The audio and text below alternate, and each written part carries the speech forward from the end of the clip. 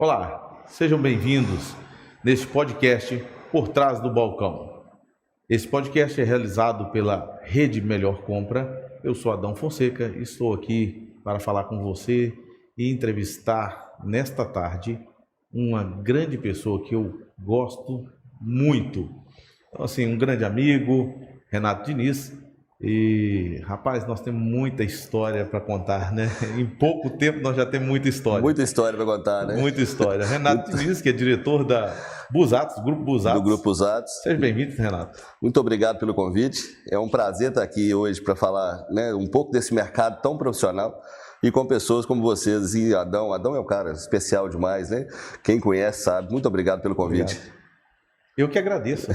Rapaz, e o Renato é uma pessoa tão fantástica que minha equipe de marketing conhece o Renato. Eu vou contar para vocês aqui já de uma vez, né? Eu pedi um script, falei, me dá um script, né? Porque para conduzir a conversa, me negaram de dar um script. Diz que o Renato tem tanta história para contar que nós não íamos seguir o script. A gente sempre acaba pulando. Vai nascer. E assim é melhor, né? E é verdade. Mas legal, isso é bacana, porque assim, o Renato é uma pessoa fantástica e de um grande conhecimento e que traz uma grande contribuição para o mercado farma. Isso eu aí. Gostei muito da história, da trajetória do Renato. Eu quero até que ele conte para nós aqui que o Renato, ele tem uma trajetória, uma bagagem muito grande dentro desse mercado, apesar de também, a princípio, não ter a formação dentro do mercado, né? Assim como muitos de nós não temos, mas a gente seguiu a carreira aqui dentro do mercado e trabalhamos, vivemos esse mercado aqui e contribuímos muito com esse mercado, né, ao longo dos anos. É uma verdade. Eu sou apaixonado pelo mercado farma, né? A gente, como empresa, nós nascemos em 96, Gilberto Busato, junto com o Marcelo Busato, são os proprietários, fundaram a empresa em 96, mas eles sempre queriam atuar no mercado B2B, né, empresa para empresa. Começaram no mercado de manipulação. Aí de manipulação nós fomos até 2004 fazendo manipulação. Chegamos a ser, somos hoje, né, maior do Brasil em manipulação, desde tudo que precisa da manipulação. Em 2004 a gente começou a analisar o mercado farma, falei, por que não drogaria, né? E aí a gente começou a trabalhar com drogarias, montamos uma drogaria para nós, né? Nessa época eu fiz um MBA em Gestão Avançada do Varejo Farmacêutico para entender do mercado farma, fomos donos de drogarias e aí entendemos bem daquilo e hoje a gente está atuando fortemente nisso. Mais ou menos é um pouco aí da estrada até 2004 de farma, né? Sim, é bem parecido. As nossas histórias acabam se parecendo, né? Bom, eu comecei no mercado farma aos 10 anos de idade. Trabalhei no mercado farma a minha vida toda, saí, fui para a distribuição, vim para o associativismo. Aqui eu montei a minha drogaria, fizemos lá um piloto, né? Depois disso nós lançamos até uma marca, Pouco Mais Farma, né? Justamente por causa desse piloto que nós fizemos lá atrás, né? Fizemos um piloto, fomos ali, a gente não tinha tempo para tocar as duas coisas, é muito difícil tocar drogaria e associativismo. E aí depois vendemos e criamos a marca Pouco Mais Farma, então aí. Farma. E o Grupo Busatos, para quem não sabe, é um grande parceiro da Rede Melhor Compra e não é um parceiro de móveis. Alguém pode olhar e falar assim, o Busatos é um parceiro de móveis no Melhor Compra. Eu falei com o Renato que eu gostei demais da frase dele, eu vou parafraseá-lo sempre, né? Ele não vende móveis, ele vende rentabilidade. Isso é uma coisa fantástica, porque o que mais a gente procura nesse mercado é rentabilidade. Mercado altamente competitivo. O mercado hoje está muito profissional. A gente tem um delay no mercado de 20 anos. Você pega o mercado alimentar, que é o mercado mais visitado no país. Então hoje qualquer supermercado de bairro, ele está bem setorizado, ele está bem mobiliado, né? Então você tem o produto busca lá no fundo, você tem os produtos da emoção de direita, mais caixa que tem, você entra de direita, você tem os produtos de criança nos olhos da criança, então, e isso você tem uma gestão de categoria muito forte no mercado alimentar. O mercado farma é o segundo mercado mais visitado do país. E tanto se fala em profissionalização que você vê muita gente ainda trabalhando vendendo móveis. Ou seja, e tem muito lojista também comprando móveis. Às vezes você chega no lojista e fala, eu quero aqui, quero ali, pronto, vou fazer assim, que é a maneira que ele nasceu e deu certo até hoje, né? Só que na hora que você entende o público, né? Você entende quem está comprando ali, o hábito de compra de quem está comprando, que mix de produtos você tem naquela região e como você vai colocar isso, isso muda toda a história do mercado farma, para profissionalizar ele. Sim, e bom, você falando isso aí eu acabo me remetendo ao passado, né? E quando eu entrei em farmácia, que era ali no 1.0, talvez no final do 1.0, né? Que era aquela farmácia onde o 1.0 na realidade era tudo por trás do balcão, né? Eu já tinha alguma coisa de perfumaria ali fora, mas era muito pouco a perfumaria na minha época. O absorvente vinha embrulhado, a seringa, eu já contei em outro podcast que nós fizemos, que a seringa era de vidro, tinha que lavar com escovinha de mamadeira, a agulha, pegar, botar na estufa para esterilizar. Esterilizar mesmo. Era um sofrimento danado. No dia que eu vi a primeira seringa de plástico, eu fiquei, assim, feliz demais da conta, né? Não é? Acabou meu sofrimento. E a gente vive isso, né? E eu vivo isso hoje ainda, né? Ontem mesmo a gente estava inaugurando uma loja lá no Rio de Janeiro e eu falei para o cara, é legal, a loja está setorizada, está bacana e tudo. Ou seja, aquilo é uma foto daquele momento. Hoje ela está no melhor cenário para hoje, mas o mercado é um vídeo. Então, como o mercado é um vídeo, é um filme, na hora que você lembra lá de trás, né, no esse 1.0 que você falou, né, todo mundo ia na drogaria por causa do dono da drogaria. Tanto é que a drogaria tinha o nome dele. Sim. Era muito comum, ainda, né? Você ainda viaja, gente que conhece o Brasil inteiro, né? Principalmente aqui em Minas, né? Minas Gerais, dos 850 municípios, eu conheço os 700, né? A gente já montou no Brasil inteiro. Você vê muita farmácia, farmácia São Luís, farmácia do Mário, farmácia do Caio, é o nome do cara. Então todo mundo ia porque ele era a solução, era o médico da cidade. E isso faz com que a busca é ele. Só que aí você pensa em perpetuar isso, como é que perpetua? Né? Será que os filhos vão seguir a carreira? Não vão, né? Então, como negócio, é uma fragilidade. E isso foi mudando o mercado, né? E isso, de uma certa forma, bom, eu também rodando muito aqui em Minas Gerais, quando nós começamos o associativismo, aliás, esse ano, Melhor Compra completou, né? Em março, eu fiz 10 anos de rede Melhor Compra. Parabéns, delícia. 10 anos, obrigado. 10 anos que a gente colocou em prática essa ideia e muito daquilo, né, de que o feito é melhor do que o bem feito, que a gente tinha uma ideia, um sonho de realmente ajudar o farmacista, o farmacêutico que estava ali, o empreendedor, porque é um sofrimento que a gente presenciou, a gente passou isso durante a vida, né? Sim. E então, assim, eu visitei muita farmácia que, principalmente na região aqui de Ouro Preto, são cidades centenárias, né? Ouro Preto, inclusive, tem a primeira faculdade de farmácia de, né? Minas. De Minas, e inclusive muito renomada. Quisera eu ter feito farmácia em Ouro Preto. Era um sonho fazer em Ouro Preto. Então, assim, você chega lá, você encontra um camarada que a farmácia foi do avô, outra hora foi do pai. Pronto. E aí aqui em Minas tem muito desse negócio de tradição, né? Tem demais.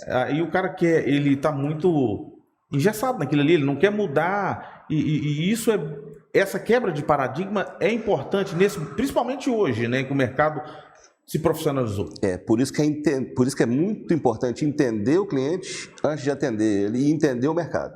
Quando você pega esse cenário, que ela caminhou, né? Quando ela era formada nesse 1.0 pelo só o dono ali, e isso você tem muita história, do avô, passou para o pai, passou para o filho, e isso vai.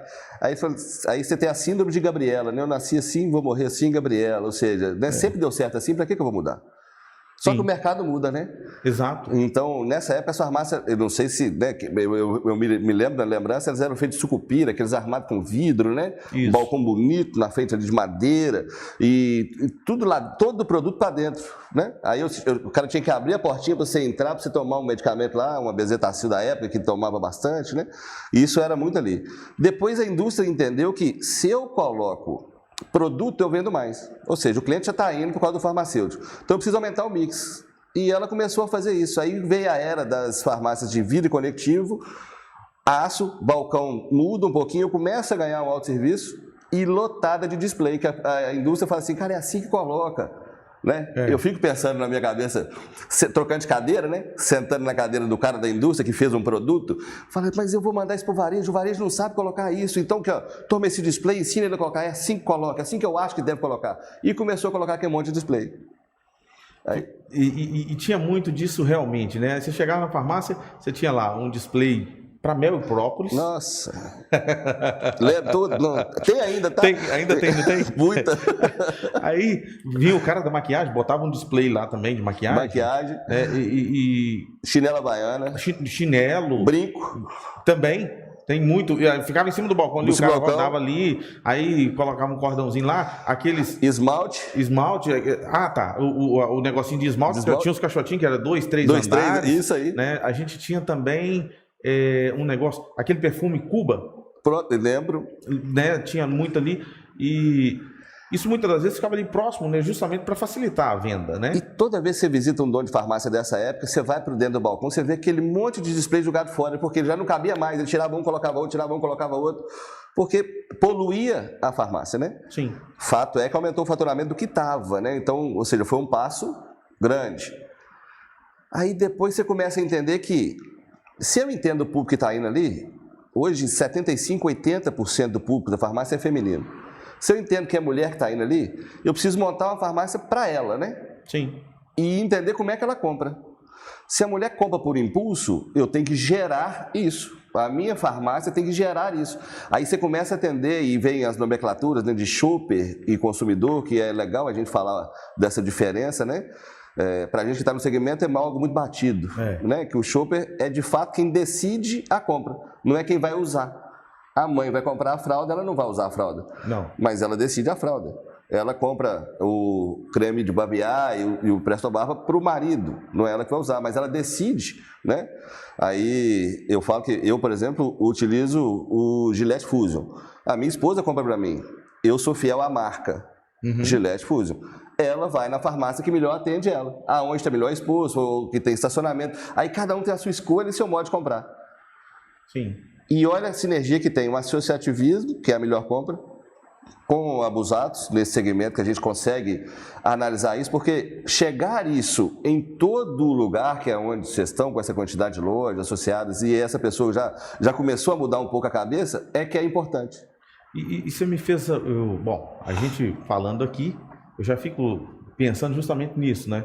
Porque você chega na drogaria, você já disse isso aqui, e eu achei interessante, mas o público que está nos ouvindo ou nos assistindo no YouTube tem uma situação. Primeiro que quando eu chego na drogaria, ela está bem, a placa bem disposta, né? Ok. A iluminação perfeita, que tem drogaria que às vezes ela está até bonita por fora ou por dentro, mas a luz está apagada, ela fica escurinha lá dentro. Você não vê o balconista lá no fundo da farmácia, né? Então é importante acender a luz.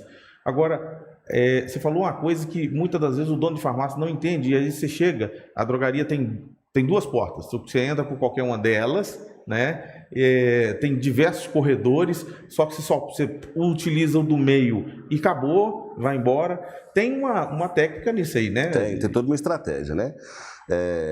Primeiro, eu costumo chamar que tem a tríade do varejo, isso é muito importante, são 3 pontos muito importantes para que um negócio, principalmente farma, né, dê certo.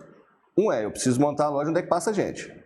Sim. É um fluxo. Isso é um fluxo. É uma perto premissa. de banco, perto de lotérica. Lotéricas, né? Que seja sacolão, supermercados, né? Exato. E que o cara passe na minha porta, Pronto. né? Porque muitas das vezes a farmácia está do outro lado e, dependendo do local, ele não vai atravessar. Isso aí. E de preferência, volta para casa. Sim. Que é onde eu pego, porque ninguém compra indo, né? Trabalhar. Voltando para casa é a hora que eu vou decidir o que eu vou levar para casa e tudo. Então, às vezes, isso lado da rua que você falou manda muito. E aí, você me faz lembrar uma outra situação. Se eu estou voltando para casa, eu estou voltando com vontade de chegar em casa. Pronto. Então, eu quero ser o mais ágil possível. Aí entra aquela questão que você falou que... No park, no business. Não tem estacionamento. Não tem estacionamento. Não tem acabou. Então o estacionamento ele é importante. Muito Quando a gente importante. fala de estacionamento, é aquele estacionamento onde eu coloco o carro em cima da minha calçada. Olha que delícia. Não é aquele de pisca-alerta lá de 15 minutos, isso não é estacionamento. Não pode nem considerar, porque a legislação brasileira preconiza que eu não posso ter vaga exclusiva minha, né? Aquela vaga ali, eu não posso ultrapassar 15 minutos, mas eu posso parar ali para qualquer coisa. Beleza. Né? Então, assim, eu preciso do estacionamento. É legal. Se a arquitetura permitir, né, da loja ou do local, né, você vê muitas farmácias hoje grandes, compram, paga caro no lote do lado para ter estacionamento. Pagou, investiu mesmo, né? Então tem que ver possibilidades de se ter. Se for um local de transporte a pé, de passantes, né, de pedestres, também facilita muito. Aí você analisa bem isso. Sim, isso é importante. A gente tem uma ferramenta, Renato, que a gente utiliza na rede de geomarketing, Olha que legal. né? Que é para justamente olhar o fluxo de passantes, né? Qual que é a concentração por classe, por faixa etária, né? A renda per capita daquela região, né? Qual que é o consumo de medicamento, qual que é o consumo de perfumaria, né? Itens de pet shop, alimentos e assim por diante. Que legal. Porque isso é um negócio para se estudar, justamente porque eu quero atender esse cara que está voltando para casa, que vai estacionar. Dom, mas minha farmácia já está aqui, eu não tenho estacionamento. Bom, beleza. Funciona também. Funciona também. Passante e tudo. Aí eu tenho que contar com o público que está realmente a pé. E agora o segundo, como é uma tríade, o segundo ponto o que é? O primeiro, beleza, eu monto a farmácia onde é que passa gente. Mas se só passar e ninguém entrar, não resolve. Então a pessoa tem que passar e tem que entrar na minha loja. Então eu tenho que criar estratégias para que ela entre na loja. Aí vem uma fachada interessante, uma iluminação interessante, um mobiliário que chama atenção, uma exposição de produtos alegre que chama atenção, para que a pessoa olhe assim, legal, uma drogaria bacana, deixa eu entrar. Que se é só passar, você perdeu o cara. Agora, se ela entrou, beleza, né? E o terceiro ponto, que se ela só entrar também não resolve, né? Ela tem que entrar e comprar. Para ela entrar e comprar, aí vem o nosso trabalho muito fortemente, que eu preciso setorizar isso de uma maneira profissional, para que a pessoa entre, encontre o produto que ela precisa, o produto busca que ela foi buscar. Às vezes é fralda, às vezes é medicamento, às vezes é desodorante. Então você tem o produto busca dela ali, que ela encontre facilmente e que ela se sinta à vontade na loja de olhar naquele ambiente e falar assim, nossa, que legal, que bacana. Eu já resolvi o problema. Então os 3 pontos são montar a loja que passa gente, esse pessoal tem que entrar e comprar. Para fazer comprar mais, se eu tenho essa farmácia com produtos ali e eu ganho, estudos dizem que eu gasto 7 minutos para resolver o meu problema. Vou lá, compro medicamento, pago no caixa e vou embora. Se a farmácia for agradável, que é o que eu estou falando aqui, de produtos correlatos, colocados de forma do hábito de compra do público feminino, ela comprou, resolveu o problema e falou assim, nossa, que legal, tem isso aqui também, tem isso aqui também, que legal, tem isso aqui também. Pronto, encheu o cestinho, passou no caixa e foi embora. E aí, existem algumas técnicas agora que a gente utiliza para fazer com que o camarada queira ficar ali, né? Porque você quer criar um ambiente agradável, então o que você coloca? Aqueles odorizadores, né? Que tem para perfumar o ambiente. Isso aí, isso é muito legal. Né? E você coloca aquilo ali, aqueles clipes lá para vender. Bom, esqueci o nome. Eu coloco lá o lado do absorvente, eu coloco o absorvente, vou colocar você coloca os produtos juntos ali. Sim, o sabonete íntimo, né? O próprio medicamento para cólica, que está ali do lado, que é justamente para o próprio cliente, isso já está ativo no cérebro dele, né? O exemplo mais claro é você correlatar os produtos. Fazer o cross-selling. O cross-selling. Aí você tem, por exemplo, esmalte. O que eu tenho que ter do lado do esmalte? Esmalte, algodão, acetona, lixa, palito, aí você tem tudo isso aí. E você pensar isso na farmácia como um todo, é muito rico. Aí você tem os produtos, o supermercado usa muito isso. Você vai no mercado hoje, você vai comprar um vinho, beleza? Estou lá comprando vinho. O que eu tenho do lado do vinho? Abridor de vinho. Olha que legal, né? Sim. Taça para vinho. Para vinho. Castanha. Queijo. Então, o que eu posso correlatar na farmácia? E aí que você vem, como é que você vai profissionalizando isso. Na hora que você vê uma fralda, por exemplo, muita gente ainda utiliza ela toda aérea, né? É porque não tem espaço, fralda tem que comprar muito, para mim ter preço, ter condição e dar pouca margem, né? Mas aí ele deixa a fralda aérea. O que acontece? Chega a mãe e fala assim, eu quero uma daquela, pegou, pagou, foi embora. Agora, se você usa o cross-selling, o que você vai fazer? Você vai colocar a fralda, ela verticalizada e do lado dela esses produtos correlatos. Ah, Ana, mas como é que eu faço com o restante? Se comprou muito, a área de ambiente de loja, ali não é lugar para estoque. É lugar para mix e ter cuidado com o giro desse mix. Né? Se eu vou colocar a fralda lá para 30 dias, estou perdendo espaço. Sim. Então eu tenho que ter reposição. Da onde eu vou buscar é mais barato, vou pagar para repositar, do que eu ter aquele monte de estoque na loja, né? E isso é uma coisa importante, porque nós estamos falando aqui até agora de montar a loja para ela praticamente auto se vender. Pronto. Né? Que nós estamos falando aqui do autosserviço. Pronto. Né? Que é o próprio cliente que se orienta dentro daquele... Porque hoje a informação está aí, todo mundo tem informação, né? E é aí que eu falo que a gente não vende móvel. A gente fabrica tudo. A gente fabrica balcão, gôndola, prateleira, gôndolas promocionais, comunicação visual, área de infantis, né? A área de medicamento, balcão vendedor. Então você tem um monte de dermocosmético, produto. Beleza, mas isso tudo é pensado em como gerar uma experiência de compra naquele ambiente. Que é isso que nós estamos falando. Exatamente. E aí o cliente ele chega sozinho, se ele precisar de ajuda, que agora já tem, né? Tem aqueles... Se precisa de ajuda ou não, né? O cliente pode escolher. Não, eu quero ajuda. Tem um cestinho para... o cestinho X eu quero ajuda e o outro não quero, não preciso. Não quero ajuda. Né? E aí, se ele pegou o que eu quero ajuda, eu posso abordá-lo. Eu agora, como vendedor, vou abordá-lo, entender a necessidade dele, né? E, de toda forma, dentro daquela área ali, porque isso aí, nós estamos falando do começo da jornada de compra do cliente, isso né? Aí. Porque, de toda forma, em algum momento, eu, vendedor, vou ter que abordá-lo. Né? Se eu não sou, eu vou abordá-lo, vou conversar com ele, e ele ainda tem uma abordagem no check-out. Isso aí. Né? Porque ele entrou pela direita, rodou a loja toda. Homeopaticamente. Né? Você não pode chegar no cara e trabalhar com empurroterapia. Exato. Né? Empurrar nele os produtos. Agora, organicamente ele entrou. E se a estratégia do layout da loja trouxer uma circulação orgânica, eu uso menos o meu funcionário, menos o meu atendente, o meu balconista, para que fique correndo atrás do cliente, que está orgânica. Então ele já entrou pela direita, aí eu tenho os produtos de emoção do lado de cá. Geralmente as pessoas são destras, elas compram da direita para a esquerda. Aí daí eu coloco o meu produto busca no fundo, e ali eu trago meus produtos de forma que ele fique ali. Deu dúvida? Você tem gente para atender. Mas a circulação ela é orgânica, de modo que eu não tenha áreas geladas na farmácia. Então, estrategicamente, eu tenho que pensar aonde ele entra, que caminho ele vai fazer, que é o comportamento do consumidor, e tem muita técnica para isso. Aí você trabalha essa técnica para que ele vá no produto busca, e como é que eu vou direcioná-lo para vir na saída, e ali eu tenho a abordagem check-out, que ela é importantíssima, a gente pode até...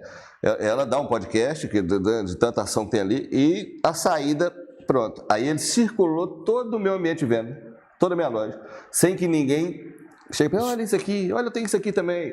Você já viu nossa área infantil?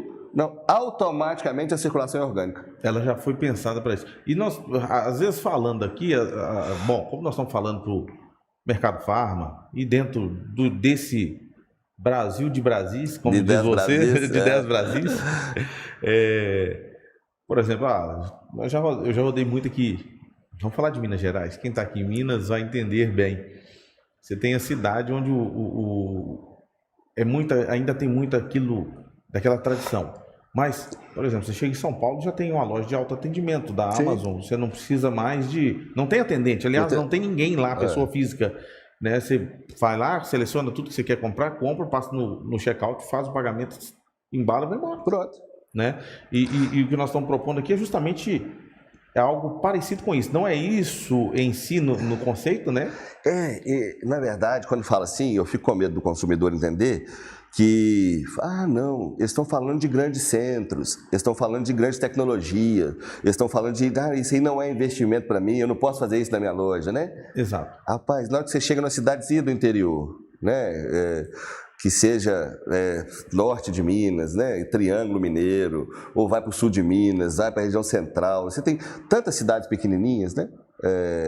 Buenópolis, montamos loja de Buenópolis com essa tecnologia, com essa estratégia, e arrebenta de vender, né? Interior do Rio, ontem fomos em Nova Iguaçu, bombando, loja bem setorizada, bem tudo, lojas tops. Aí você fala assim, é a estratégia. E a farmácia independente menor e as pequenas redes, ela tem um diferencial que as grandes não têm, que você conhece as pessoas, você chama pelo nome, seu atendimento é tal. E, né, a pessoa compra um remédio, no outro dia você fala assim, e aí, melhorou? Como é que tá sua mãe? Tá tudo bem? Você pode fazer o pós-venda. O pós-venda ali, mas a circulação tem que estar orgânica para que ela sinta à vontade, como se ela estivesse na casa dela. Olha que riqueza que tem isso. Não, e isso traz, assim, um bem-estar muito grande, né? Porque quando a gente faz PNL, né, programação neurolinguística, uma das situações que a gente aprende é repetir, né, o gesto de quem você está interagindo com ele, praticar o rapport. Olhar nos olhos, isso, né? Aí. Isso bom, a grande rede ela tem uma série de coisas que ela faz muito bem, mas nesse quesito ela acaba pecando, porque bom, primeiro que ela coloca a loja num grande centro, está todo mundo com muita pressa, o cara passa ali, ele está de passagem. Ele acaba que quase que não é cliente. Ele quer comprar e ir embora. Sei. Né? Quando já o que